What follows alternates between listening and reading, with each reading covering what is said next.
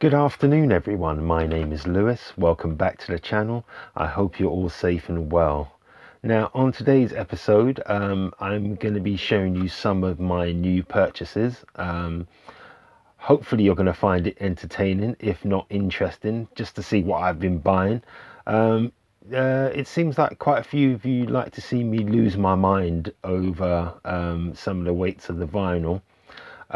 We'll see what happens today, whether I'm going to be disappointed or everything's going to be okay.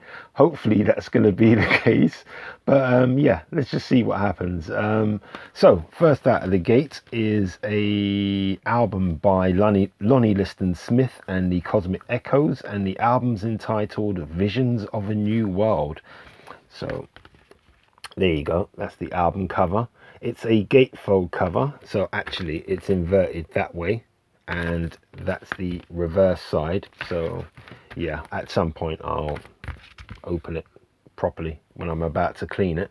So the history behind this is that I've got the Expansions album, and that's one of the earlier kind of jazz fusion albums I bought when I started getting into buying vinyl, and I missed out on this one, and I didn't see it for years. I saw original versions and I wasn't prepared to pay that price for it, but I do like a Lonnie Liston Smith, so when this has come up recently I just said to myself, yeah, you've got to have that, and I'm glad I've got it. I probably won't review it. I see how I feel. I've got such a backlog of tunes to try and review, so in the meanwhile I'll show it to you and I'll make a decision further along the line.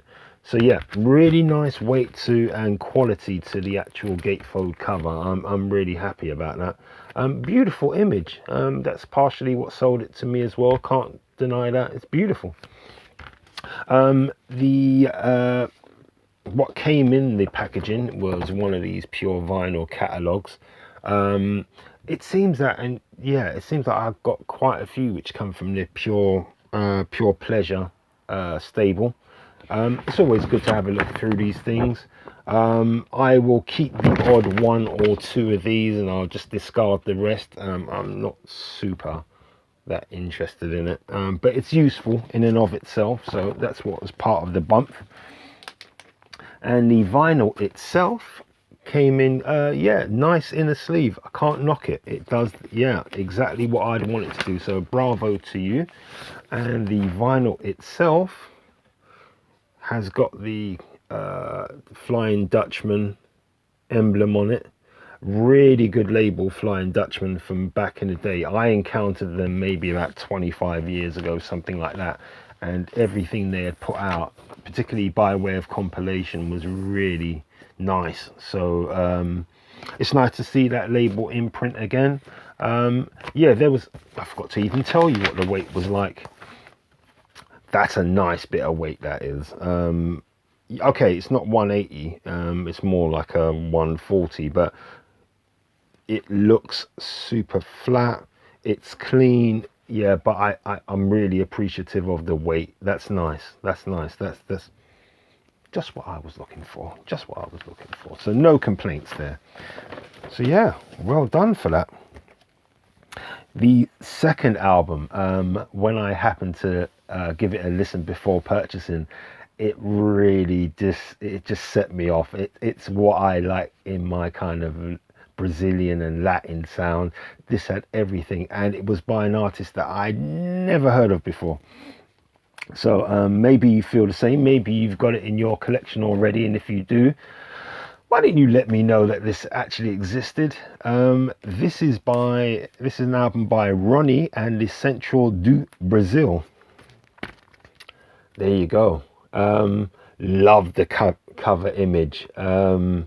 This is a dude who's probably, okay, I'm not going to overplay it, probably in today's climate, but this guy was probably, he looks like a womanizer. He looks like he even at that point he was leading a charmed existence. So good for him. Yeah, this is the reverse side of it. Some of the images here absolutely had me in stitches. This gentleman here by the name of Jamie Rocha or Roca, you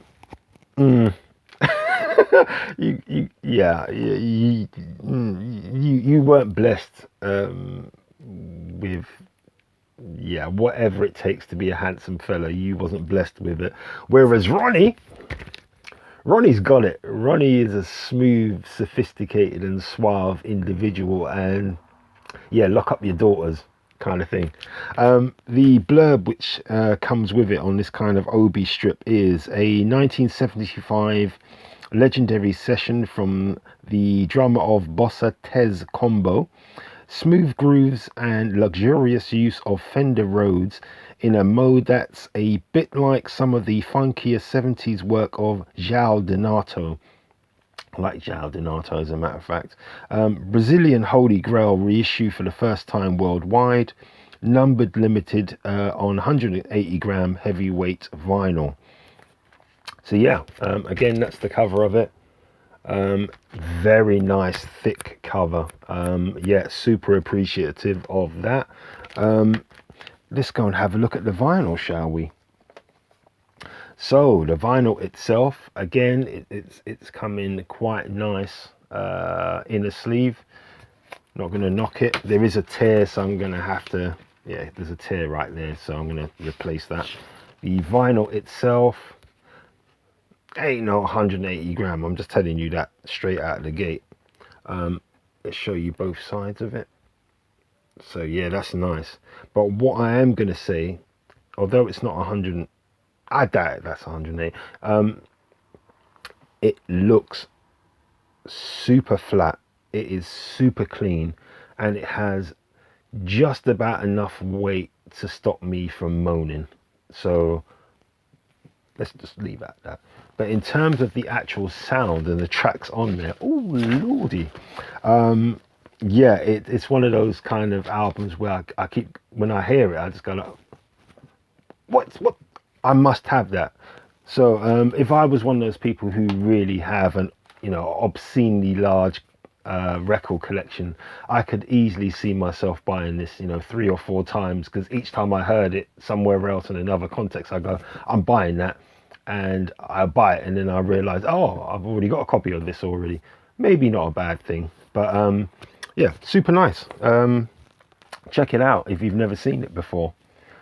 The third album today is a lovely slice of jazz, and when I heard it initially, I thought to myself, you're getting that. This is just what you want. And I don't have anything by this gentleman. I bought a couple of his albums recently, so fortunately they've been re-released, and yeah, I know I'm in for a treat. So if you know about this gentleman already, and again, and you didn't tell me about him, then me and you might not be friends anymore. But seeing as I'm showing it to you guys, let's assume that, I'm all friends with you guys, and I want to share this knowledge with you. And the gentleman is called Charles Tolliver. Yeah, and it's an album called Compassion. Love the cover. With my jazz albums, I really do like this kind of imagery to go on my covers. He looks really earnest there, like he's thinking about, compositions and, the performance and the other the artists that musicians that he's got on this particular album. He's contemplating it all. I love the image. Just what I want on a jazz album. And that's the reverse side. Again, this is on the Pure Pleasure imprint. It's actually a Strata East album, but it's Pure Pleasure have put this out. So again, they're saying it's 180 grams, but we shall see. But yeah, really, like I said, from what my initial hearing of this one, I had to have it. It was just as simple as that. So there you go. Let's have a look at the bump. Again, it's come with the Pure Pleasure one. And as I said, I seem to have got a few, not deliberately, but I got quite a few new purchases from this particular Pure Pleasure imprint. So yeah, I'll only keep a couple of these and then I'll throw the rest away because it's like, what's the point? So there, that came with it. The vinyl itself, again, it's coming in nice in the sleeve, no complaints there. And it's the classic Strata East label. Again, that looks flat, no complaint. I refuse to believe that's 180 gram. It's not like I've got scales here, but I don't believe it's 180. But it's still weighty enough that, again, I'm not going to complain. I just won't complain just for the sake of it. It's only when it's like ridiculously light that I start to get I get triggered by it. But this is more than acceptable. Yeah, I'm really pleased. I'm really pleased. And this episode seems to be going without a hitch. Everything seems to be all right. Yeah. So yeah, the stuff which is on Pure Pleasure, perhaps you guys out there should be checking it out because it seems that they're doing a really good run, and each piece of vinyl seems to be, just what, the standard it should be. So again, no complaints there. Okay, I think I've got 2 albums left. Right, the first one of these is by Ibrahim Khalil Shahib Quintet. It's an album called Springtime in the Cape. Okay, I think that's what it's called. Or have I got that all wrong? Yeah, I thought it was called the Ibrahim Khalil Shahib Quintet. But why does it say the Chris Scheider Quintet featuring Mankuku on the reverse? I don't know what's going on here, but I know I like the sound of this album.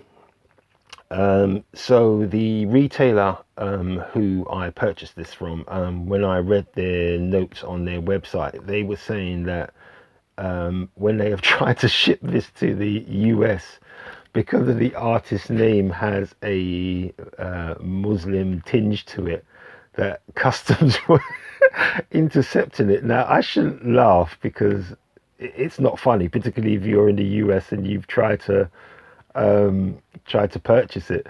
But come on, guys, in customs, it's vinyl. Come on, let's bring the world together. Let's not be so divisive and yeah, profiling people. It's like I kind of half get it, but on the other side, this is vinyl and this is like a musician.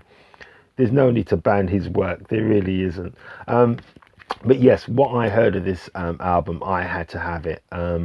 I've got a slowly but surely expanding section of my collection which is concentrated on kind of jazz from Africa, predominantly South Africa, and this one fits the bill. It's just right up my alley. It's beautiful from what I heard of it, and I can't wait to get this on my turntable and give it a real good listen to.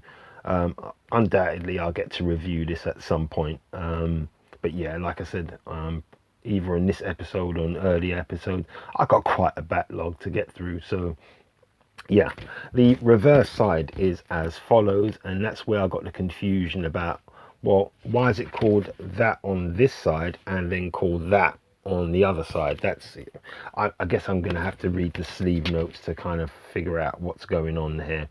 But yeah, in regards to the anecdote about the retailer, what they did is instead of putting Ibrahim Khalil Shahib, they just put IKS.